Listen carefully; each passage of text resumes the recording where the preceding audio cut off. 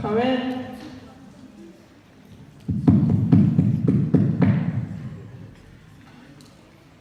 Come in. Are you Miss Sophia? Yes, you must be Ifsa's father. What was that? You must be Ifsa's father. Yes, unfortunately. You guys are 30 minutes late. We're 30 minutes late. Kunada again. What was that? He said we were in traffic, so. Yeah, Please, traffic, have a but seat. I'm gonna look at your son's profile. Sophia. Your name sounds familiar. Are you Oromo? No, I was born and raised here in Minnesota, but my parents are from there. You speak about Oromo? I was born here, so English is my first and only language. Yeah, I know what you mean. Maali ummanni kun kaa'u maalummaa ofii wallaalanuu. Kanaafuu Oromoon jettee wal fakkaatan wal barbaada.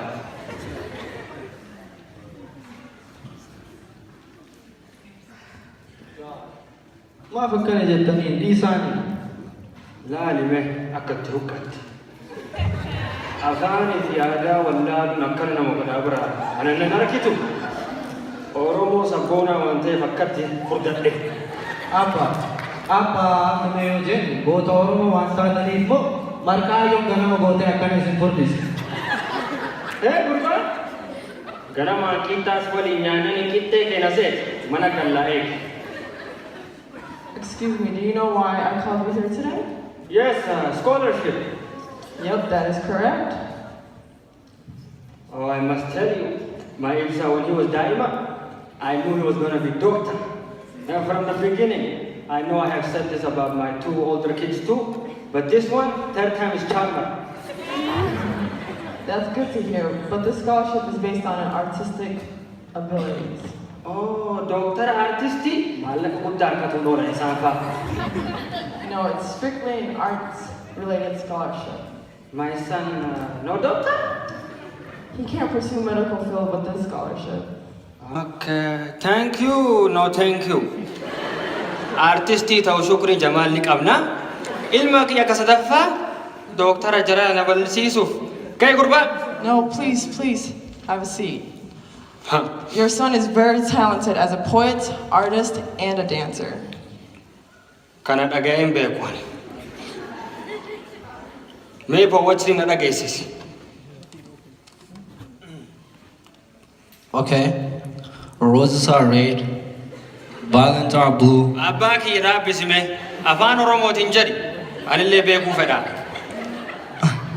Hayyee egaa jettan ililliin diimaa, vaayilentiin bulee, qaleessa galgala osoo hin nyaatin qooqa bulee. Gurbaa, na nyaachisan jettee himatta? Wow, wasn't that amazing though? Wait, let me try now. Ililliin diimaa, maal jedhe isa? Vaayiletiin bulee, sirreessan ilma namaa waan biraatii miti ule. Wow, that was good. I see it runs in the family. Why don't you show your dad you can sing too? Okay.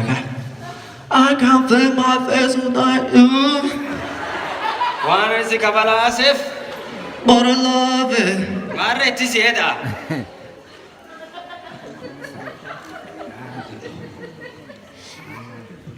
Oh, I can't feel myself Abbaa kiyya without you.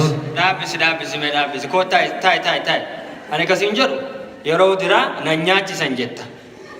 Amma immoo na tuman jetta. Yoommoo dooktara taate, tumaa fi beela ooluu kana hunduraa himachuu dhiista. Please, just this last one. Ifsa, show your dad your killer dance moves. Hey, hold on. You watching, Dad? Rabbiin na godhe. Y'all watching too, right?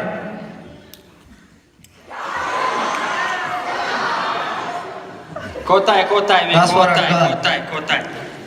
Look, Miss Safiya, I want to send my son to college to become a doctor, not a Zumba trainer. You think dancing is easy? I already told you, I am Oromo Sabona. Huh? And the dance is my specialty. You think you're an expert in dancing? I already told you, I am Sabona Oromo. So why don't you make a deal? We'll dance off, and if I win, your son can continue his dance. He can continue to pursue his dreams, and if I win, well, you know. Oh, let me tell you, I don't want to embarrass you, but I will, so I can live in peace and my son can become a doctor. Huh? And through this dance, I will teach you. I will teach you the hidden treasure of the Oromo culture through this dance. But the song will be in Oromo. All right. Let me tell you in the language that you know. Catch me on stage, how about that? All right, let's go. Take the mic.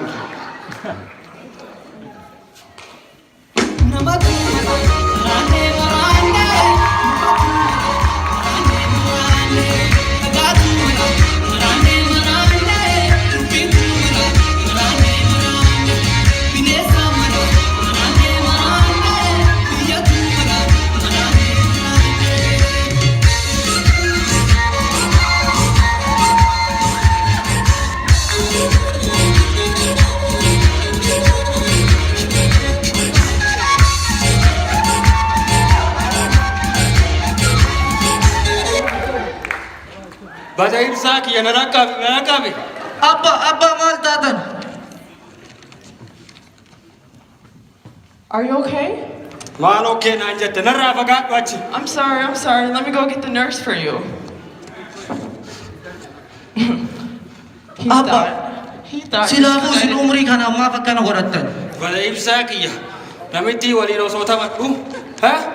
Mormi akka mukatti gogoge naaf. Amma kaganaa yoo mana gallee aayyoon abbaa mormii maal ta'e naan jette maal jedhaanii. Eegi me. Tun safiyaa ofiin jetti malee salphistuudha salphiste. Morma kiyya karaa bitatti na jalliste. Hottee kana na baasi koottu. Ibsaa kiyya. Ifaa kiyya sinaa jedhu. Ilma shaggaa kiyya. Waan irra taane kana. Anaa fi ati fi rabbi malee namni biraa akka hin dhageenye. Ayyee abbaa. Garuu riwaardiin kiyya maaliree?